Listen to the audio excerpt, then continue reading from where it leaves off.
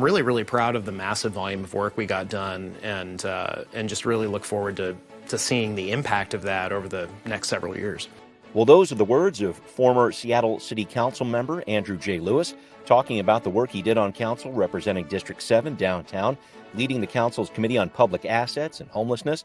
What impact did that work have? And is the current councilor trying to undo that impact? We're also in high gear when it comes to the council's budget process, and there's a new power structure for the King County Regional Homelessness Authority that is raising some questions too. We are discussing these questions and these topics and so much more on Seattle News, Views, and Brews, your coffee break political podcast. I'm Brian Callanan. I am a host on the Seattle channel. The views expressed here are mine. My co-host David Croman is on leave, and I thought I'd invite former Seattle City Council member Andrew Lewis to the program. Andrew, how are you? Good to see you. I am doing great. Good to see you. I'm really glad we're able to do this. Thank you very much for making this happen. Thanks also to City Grind Espresso, the background noise sponsor for the audio podcast on the first floor of City Hall. A continued thanks to my show patrons, everybody who's written to the City Council about my job, which was cut in the mayor's proposal for the budget, along with many other parts of the Seattle channel. I really appreciate it. The council is talking a lot now about restoring that funding. I owe all of my patrons a big round of thanks. We'll see how it goes, folks. If you're listening and you want to be a patron, please do it. We answer patron questions on the show. There are other perks too, so support the show on Patreon, Seattle News, Views, and Brews. I'm also grateful for Converge Media. The video version of the podcast is on Converge Wednesday nights at 7. All right, let's get the party started. Time for Right Here, Right Now. Well, Andrew, I couldn't let former Council President Deborah Juarez have all the fun. She was on last week, so I'm glad we were able to make this work. What have you been up to? What's been going on? Yeah, well, first, Brian, it's really great to be on this show as a longtime listener for the first time as a co-host. Do I have to see Kevin Schofield about the member jackets or the gift basket? Absolutely. Or is David in charge of that? Yeah. I just want to make sure get management in touch with you. You bet. Stuff is out of the way before we get going. But it is good to be here. All joking aside. I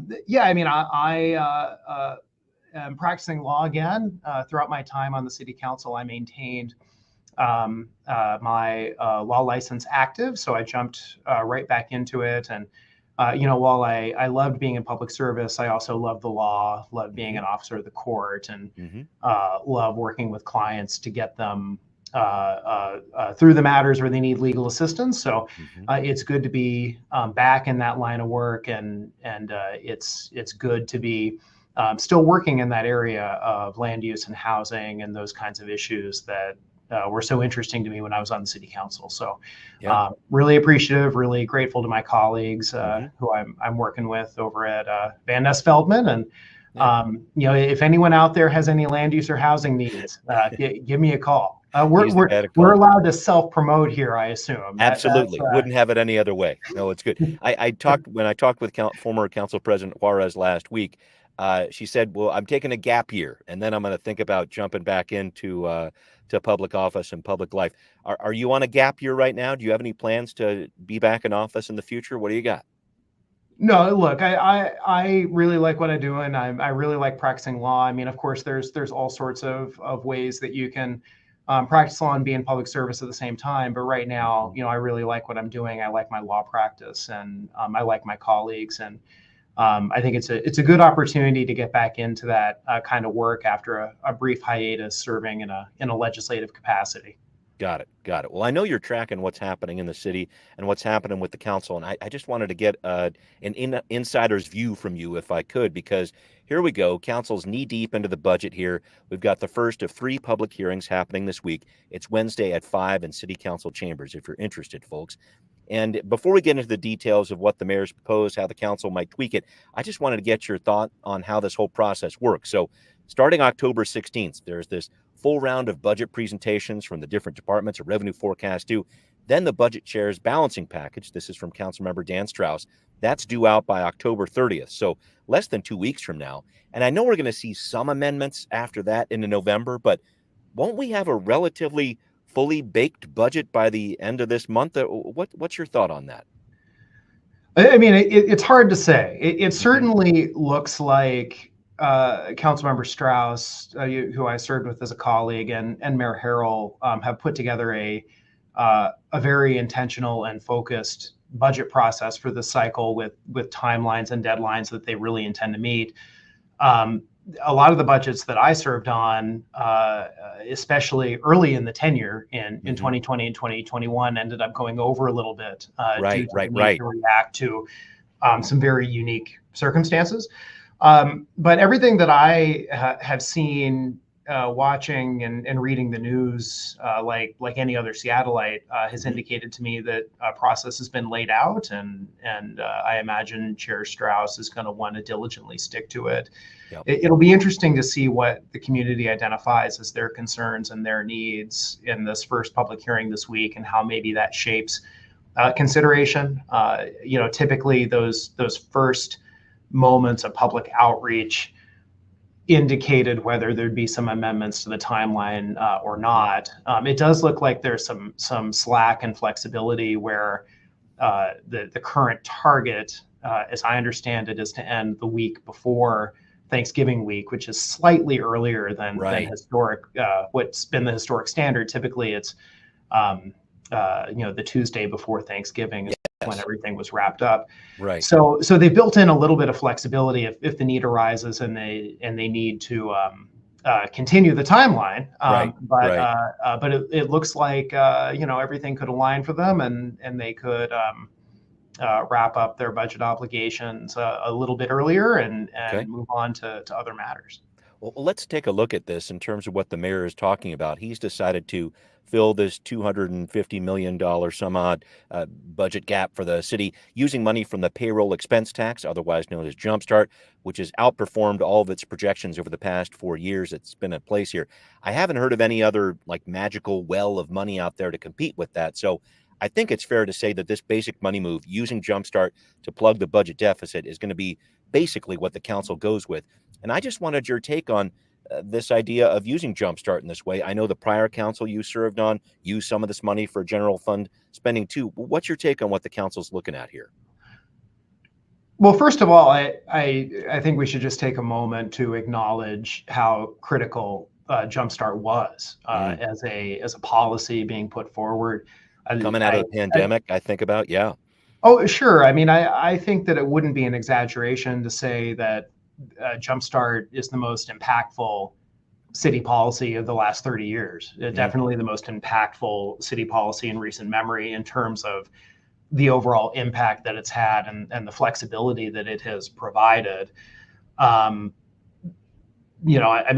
think it's notable that there's not really any credible calls to repeal the Jumpstart tax, despite it being initially controversial when it started. So I remember the chamber pushing back on it. Sure, yeah. Yeah, it's sort of on that Affordable Care Act, Obamacare path of validation, right? It's like there's some initial controversy at the beginning, and now it's it's being relied on to get the city through tough times. Yeah. To segue back to your question, though, this isn't the first time that Jumpstart has been used to get the city through tough times. Yeah. Obviously, a lot of borrowing from the Jumpstart Fund to take some of the excess receipts from Jumpstart to backfill city commitments during really, really tough budget times during and just after the pandemic, when there was a lot of flux in the city's budget situation due to an unprecedented collapse in city receipts due to the economy essentially shutting down due to COVID, and then just sort of the fits, the starts, the dynamic of how the economy and revenue trends restructured themselves as the economy built back following the shock of COVID.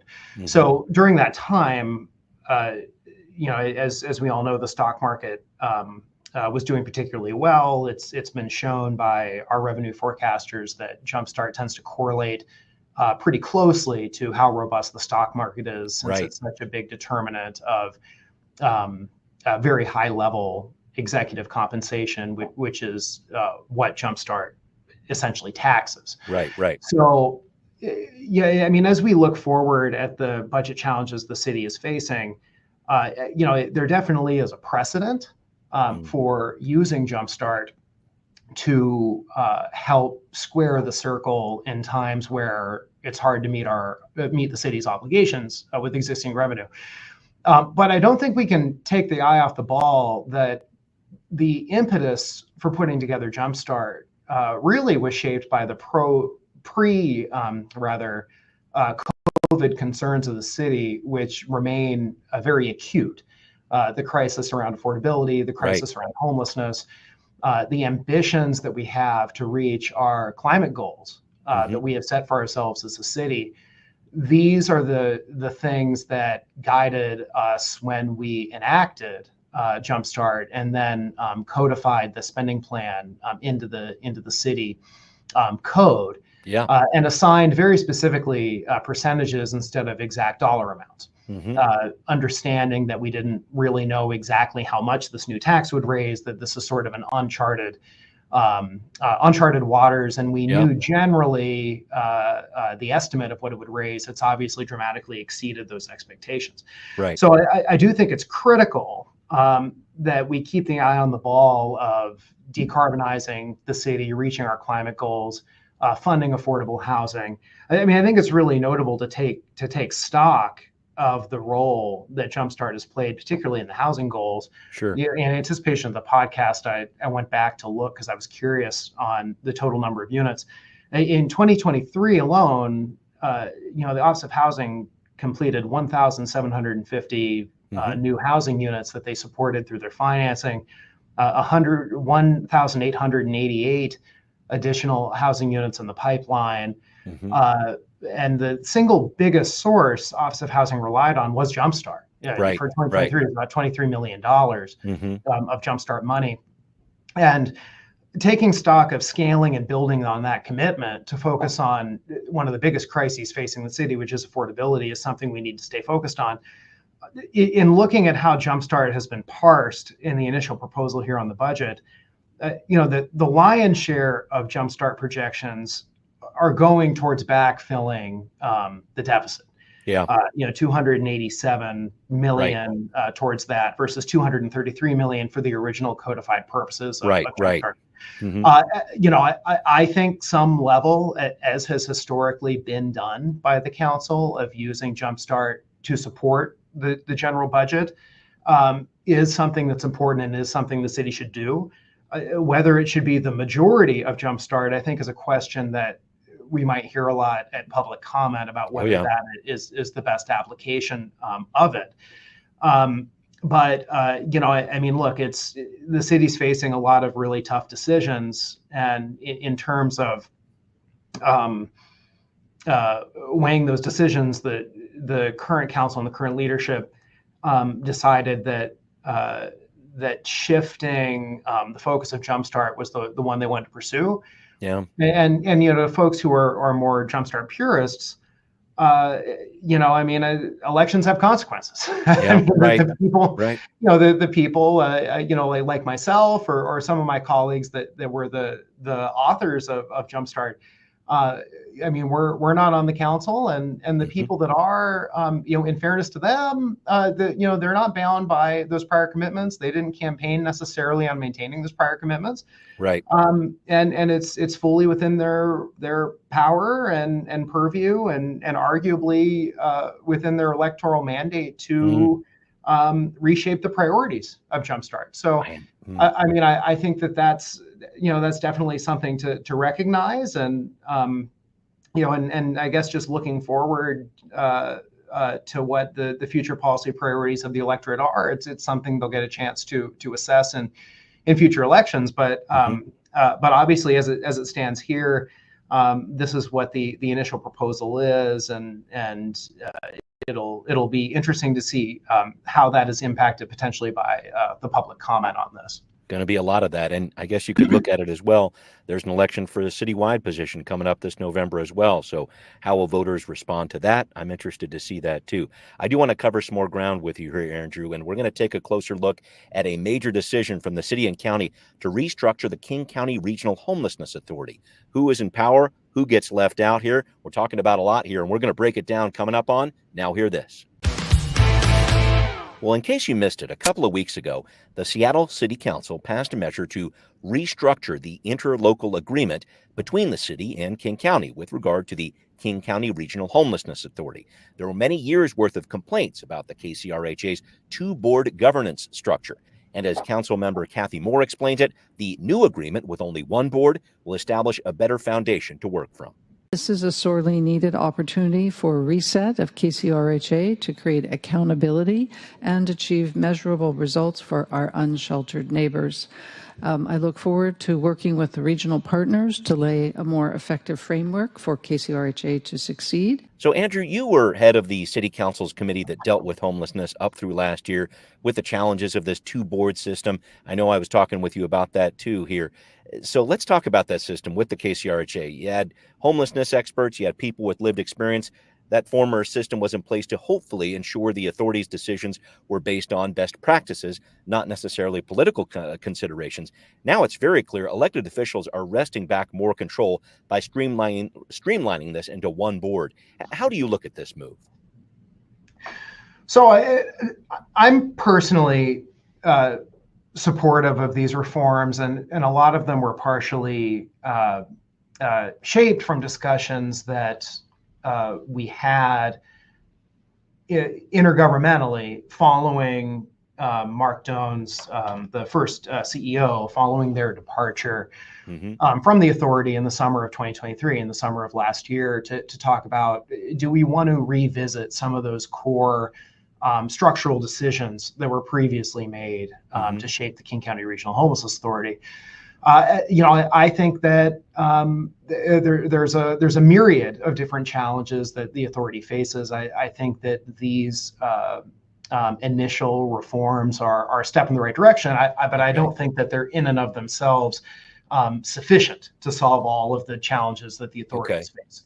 Can I jump in real quick, though? I just wanted to make sure I pinpointed that idea that people with lived experience of homelessness might be taking more of a back seat in this agreement. What's your response to that? Oh, sorry. So I'm going to say this. From my experience of serving on the governing board with people with lived experience of homelessness, the contributions of my colleagues, the most recent interaction that I can remember is as part of the 2023 reform effort over the summer. My colleague, Roosevelt McCorder, who served, I'm trying to remember if it was on the implementation board or the governing board, one of the boards, but represented, was a lived experience representative on the subgroup to talk about the governing challenges, was an excellent colleague. And that's uniformly true of all of the people with lived experience that I personally worked with. I don't think that there was an issue having people with lived experience engaged in the governing structure. There were some issues with the external partnerships that were covered in the news that I can't speak to necessarily with more detail than what's been covered in the public discourse around the Lived Experience Coalition itself as an organization. But the folks themselves who are serving in leadership positions with lived experience on the governing board and on the implementation board, who I work directly with, added immense value to the deliberations and the conduct of the agency. In terms of the reconfiguration of the Lived Experience Coalition itself being the gatekeeper to who gets appointed, I think that that's a question to look at in terms of practice of what procedures the new appointing authorities, which, as I understand it, are going to be the governments or the agency. The agency itself. I mean, looking to what criteria they put forth to make sure that's an accessible process, that they're appointing folks with lived experience who are considered legitimate representatives of lived experience voice. I'm open to giving that a chance, right? But those are the criteria that I think that should be assessed by. Can I jump in again? I just wanted to go back to a point you made earlier that there are other issues with the KCRHA in terms of it moving forward. I wondered if you might be able to expand on that. What are your concerns about this agency moving forward? Where does it need to go? What do you got? Right. I mean, I think one of the issues, just going back to one of the other things that got changed with these recent reforms, before we move on to additional things, right, is the board structure being changed. I think actually is an important reform for the need of focusing accountability. If you're going to have executive leadership and charge them with making progress on a problem as diverse and challenging as homelessness, it needs to be really clear who that executive authority, that executive bureaucracy is accountable to. The old system that we had before these reforms, the accountability was diffused because you had those two boards, arguably three boards, because the Continuum of Care board was a board as well. Right. And the the executive, Mark Dones, the initial executive, I think had a challenging time, understandably, balancing the needs and sometimes conflicting goals of these various boards. I think there was a challenge where the governing board was composed, and this is related to another issue we can talk about, but the governing board was composed of people like myself who were also budget writers for the authority. So while the implementation board was sort of charged with kind of being the policy driving force, with the governing board there to just kind of check in on things, if you're the executive of the authority, you're going to care an awful lot about the policy preferences of the budget writers. You got to tie the dollars to it. I get it. Even if per the charter, you don't necessarily have to. And I think that was a challenge for the authority. And I think it's one that'll get streamlined by combining those board functions in one place. But that does bring up another challenge, which is that, the authority is dependent on the city and the county for its funding. It doesn't have independent funding. It doesn't have an independent funding source. And I think that the scope is maybe a little bit limited, right? I mean, famously, sometimes it's mistakenly referred to as the King County Housing Authority. That is a separate entity than the King County Homelessness Authority, but not really having as big of a connection to housing, I think, is something that that hinders our effectiveness of having a truly regional solution on tackling homelessness, which at its root is a housing problem and something that can only really be fixed by having deeply affordable housing more readily available. Wow. And that's not something that's currently within its purview. I'm really excited to see how Kelly Kinnison, who's the new executive director, does, or the new CEO, does in this position, working within this new system. I haven't had the pleasure of meeting her yet, but she has an extremely impressive resume. And, I think that inspires confidence as well, having strong executive leadership. So I think it'll continue to be a process of working through these different wrinkles. I think that these reforms, for the most part, are good initial steps in restoring that confidence and focusing accountability. And I think it's a matter of now moving on to some of the other challenges that the authority will face. Indeed it is. Indeed it is. I wanted to talk about another issue with you, if I could, Andrew, and that's the expansion of the CARE department. Community Assisted Response and Engagement oversees the 911 alternative program that gets the social workers out on the street to deal with person down calls, etc. The city's planning to spend about $2 million, add 23 new positions to this department, expanding services citywide 7 days a week. You talked about this plan for years. I remember it on the council there. What does it mean to you to see CARE take shape like this? I think it's great. I think that now official Chief Amy Barden, no longer acting officially in the role, is doing a really good job in putting a really critical arm of our first response together. I think that Mayor Harrell is to be commended for the team that he's brought together and his vision in making this a reality, and then putting real resources behind expanding it.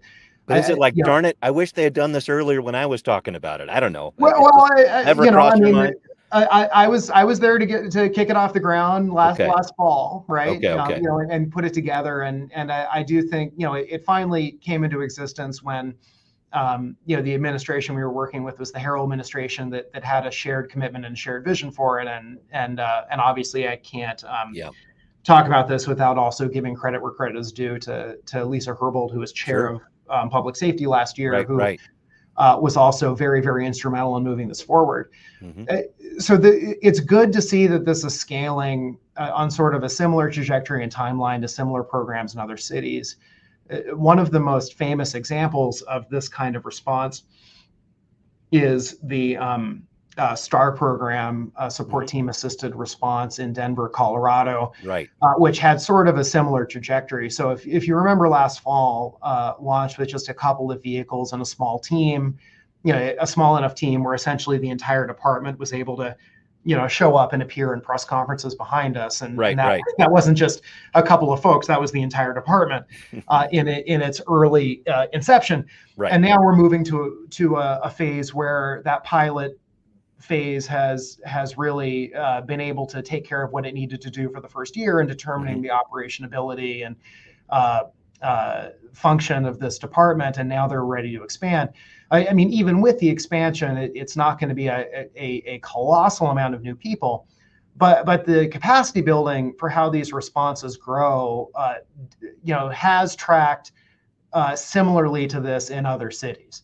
So it is sort of a snowball where you start with a small pilot of like half a dozen people, you get up to about 20, and then you get up to, you keep building up that capacity in future budget cycles as the bureaucracy is expanding. So I think that this is a good next step. There are going to be sort of central doctrine and policy issues that are going to have to be ironed out. I mean, if you listen to or read kind of local commentary that is more to the political left in Seattle, one of the common criticisms of the care department is that it is a dual dispatch system. Typically, it is mistakenly identified. It is mistakenly identified very frequently as a co-response, which is not accurate. Co-response is when you have a mental health worker and a police officer in the same vehicle responding as one integrated unit. Dual dispatch is when you have two separate vehicles, two separate units. But they're both dispatched at the same time, and then there's certain protocols about how they resolve the site when they arrive. Care, just for any listener who's confused, is a dual dispatch system. It is not a co-responder system. Those are very distinct. But the challenge still remains that there are protocols where police need to be situationally aware of the calls that the care team is responding to. How that is implemented in practice could be in a wide range of different interpretations. Like, do they have to both respond? Like if the care team responds first, can they approach a person down or someone experiencing an overdose, or do they need to wait for the police to first get there and then allow them to approach? Or can they negotiate, over the radio by describing the scene and getting permission from the police to approach and have the police clear the call and move on?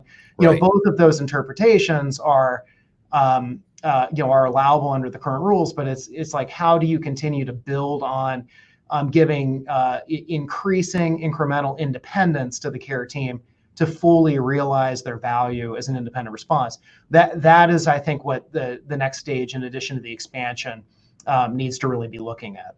I am very much looking forward to that too, Andrew. Thank you for that. We need to wrap up here in just a little bit. I want to talk about another project Andrew Lewis worked on with the council, and that would be the Seattle waterfront. Some big things happening there. We're going to be right back with that on What's Next.